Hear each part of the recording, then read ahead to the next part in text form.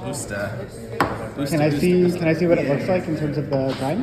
Sure. It's like a cross between umami and rubber. That's what I'm smelling anyway. Oh yeah. What does that mean? Oh yeah. I mean, umami and rubber is a pretty good way to. I just primed you. Yeah.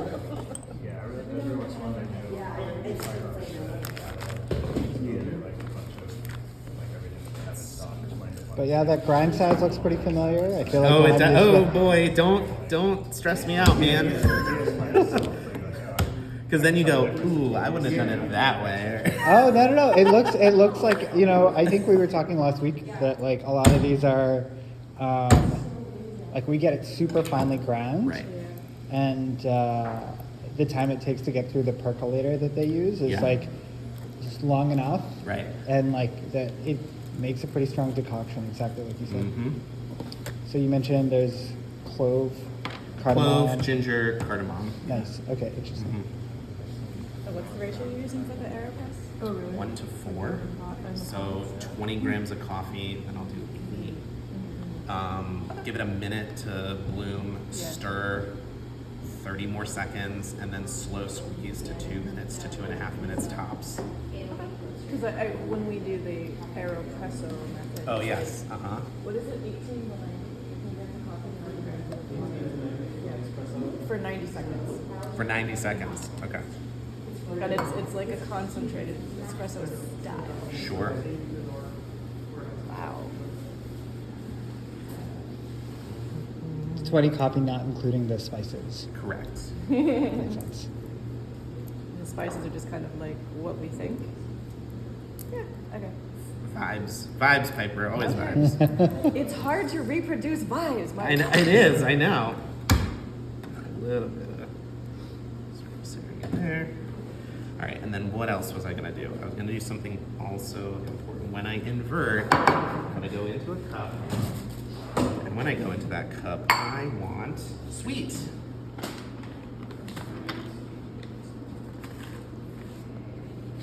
And that way it all mixes together. So I'm just gonna press it into that rather than with it. I'm letting the water heat up to 200 degrees. That's the ideal. Oh my gosh, everyone's here. Oh, hey everyone. Great, you're still here. high school chemistry class. Yeah. Who's used an AeroPress before? Okay. Do we like it? Yes. Yeah. Yeah? Okay. It's not my favorite way to brew, but I'm doing it. It's Why is it your favorite way to brew? Why is it not my favorite way to brew? You know, plastic is always like a thing for me. Of like, I don't want to. I mean, they're relatively cheap, but if I don't, I'm also lazy. Like, I don't know. It just gets gummy and scummy for a while.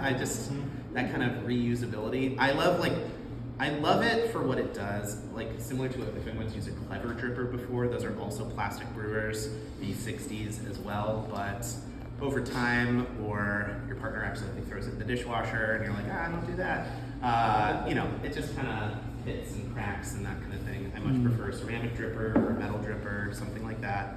But I've also had a few blowouts or like bad seal situations, so I'm the problem. This is not a problem. Let's be real. Well, I mean, Last one now. Oh, there is one. And then my hand just goes right in. Yeah. You know, I just like the fear I have, the like final destination of it all. Oh, Yeah. gosh. Sorry, too much. No, that comment just made me relive the like tanning bed death. Like, that was the first I thing can't thought drive of. on the road with logs. No, absolutely Yeah, not. no, of course, right? Whom amongst us? Terrified of a nail gun. Decently healthy fear though. Sure, right? Responsible for that nail gun. That one's okay. So this used to be like 200 grams of water, and I've reduced it considerably. And because I reduced it considerably, there's less water doing less work on the coffee. So I upped how much how fine I ground the coffee. So you have to do some type of work. You need water and coffee interacting with each other in some way. So if I use less water, I better grind finer or use less proportional coffee. And I don't want to do that if my concern was this was already pretty thin and watery to begin with. So I'm effectively up-dosing by cutting my water. So I'm keeping my dose the same, but I'm using physically less water. But if those two brews were to be compared to each other, The one with less water would potentially be more sour or less developed because there was less water doing less work on that coffee. So by grinding the coffee finer, what I'm doing is exposing that water to more available coffee to dissolve more easily. The finer you grind, the more you're able to, in general, extract. Almost, see? Oh boy, thank you, Piper. Yeah, almost. And then I also did like a good, what's that? Am I dripping?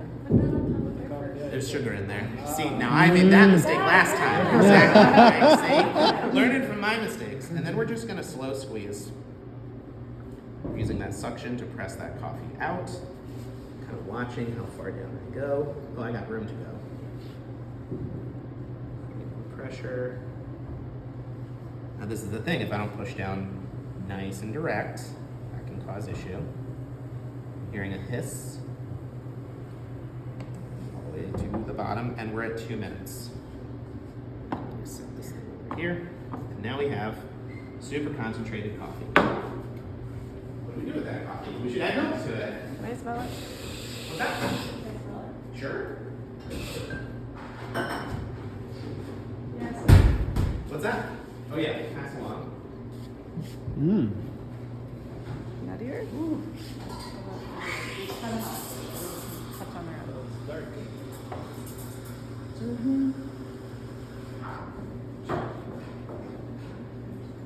Most of the time when we steam milk, what we're trying to do is add air to it. A lot of the function of us passing it from vessel to vessel is to aerate it. So I'm doing what I can to do some of that air injection here. Where'd that coffee It's go? over there. Ah. Carry on. No, you're good. You're good. Yeah. It's making the rounds. Yeah, making the rounds. What kind of milk are you using? Whole. I will not. Do you have a rough hand feel for ratio here on milk to Equal parts. Equal parts. Yeah. Okay. So here we go. Just trying to make sure.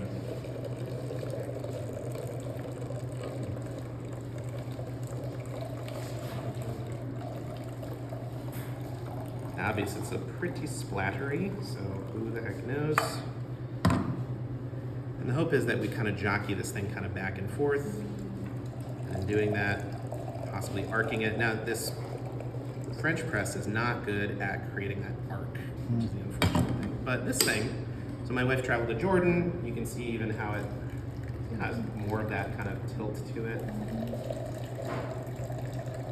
You steam the milk, but it doesn't really matter. I didn't really aerate it that much. I was just doing it to warm it up. Most of the time, though, you're like boiling the milk. But what we want to do is warm this thing up no further past like 158 Fahrenheit, because that's when those proteins start to denature, and it gives you more of that kind of eggy, sulfuric smell to it. Oh, I know. So we want to make sure. Inaugural taste. Cheers. For you. Little tasty sample for us, folks. All Nowhere right. near. I mean, I think I'm just assuming. the spices are really interesting, and Yeah? it's not something I'm used to because Sure. for coffee we're not spicing it Right. usually. Just mostly the chicory, right? Yeah. It does. It also, I think now that you said that, that makes me think it doesn't have the body, and I think that's chicory too. Like the chicory is going a long way to give this a different body. What sugar did you use in that? Just some cane sugar. Like the raw version? And bitter, right? It brings a So, like, lot of again, bitterness. You could have used jaggery too, like something a little more pasty, thick to it. I'm gonna make another round because I feel like not everyone had any. So let's do this again. It's not bad, right? Like 4. But it's flat. This is 40% Robusta, 60% Arabica. Yeah, I can mess with this.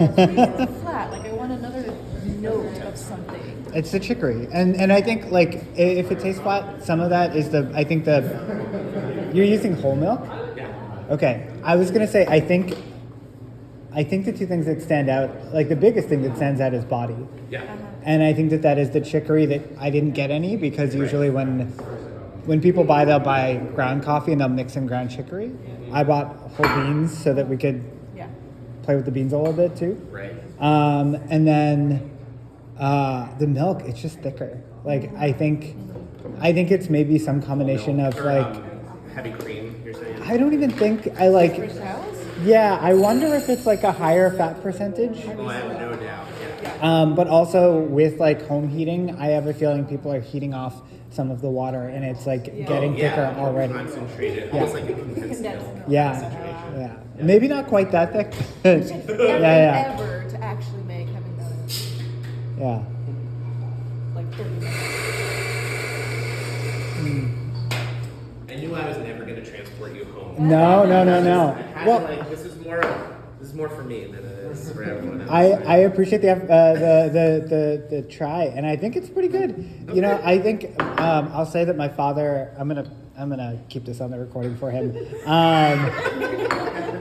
My dad has tried for a long time to try and recreate like the experience of that here, and I think the thing that he bemoans the most is the milk. Like the Yeah. freshness of the milk isn't there. Yep. It's so different, and like the fat quantity is going to be different. So he leans towards light cream. Yeah. Pretty consistently because like that'll be a little bit closer to the fat content. I get that. He doesn't do the heating as much. Like goes in cold for him. He's not. Okay. He's. I need to know his age exactly right now. 78. He turned 78, so he's not doing all of the milk heating anymore. Yeah. But he also has like a. I think it's probably like a 5-cup like little drip Cuisinart that he's been using forever. He has 3 versions. He has like 3 models Right. that he got on a Black Friday sale, so that when one kicks it, he'll be able to just unwrap the next interesting one. thing though is like if he did heat it, and I'm even just saying like microwave it for 30 seconds, because if what we're trying to solve for is texture, you're thickening the proteins by warming it up. So we're getting more of that velvety texture by putting some heat to the milk before adding it to the coffee. Yeah. So I might even say that might help a little bit with what we do, because I was even watching like America's Test Kitchen about like making biscuits. Yeah. And what they do is literally microwave like half and half Huh. for like a minute. And what that does is actually make the biscuits much more velvety because of like what they're doing with the protein Ah, content. that's really interesting. Yeah, but that's also why steamed milk tastes better. Why a hot latte is like texture-wise way better than an iced latte. And it's because we're thickening those proteins. It's the difference between like cracking an egg on a hot frying pan and doing like a slow scramble. Like that low heat off the heat over a period of time tempers the protein structure in your milk and gives you a more velvety texture when you drink that drink. So I would maybe see if that's like a little bit of a course correct kind of thing. I will give him that note. I wonder if he has any success with it. I think he's tried heating the milk a little I bit just don't want to be the before, guy but- to be like, this guy has notes for you, Dad. Yeah, Like, no.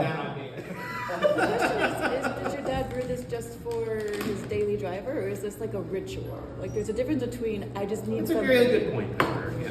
I need it and I need it now versus I want to spend 30 minutes doing the ritual because it is the ritual that is as No, important I don't as think the it's been. I don't know if it's been a ritual to him before, but I know it. I don't think it's been a ritual for a long time.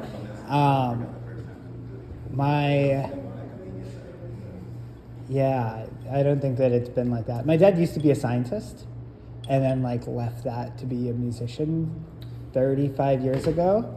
And so I think like this is the only science that he does anymore. There's a lot of science in music. Mhm. Being raised by a musician myself. Mm. What musician? What instrument?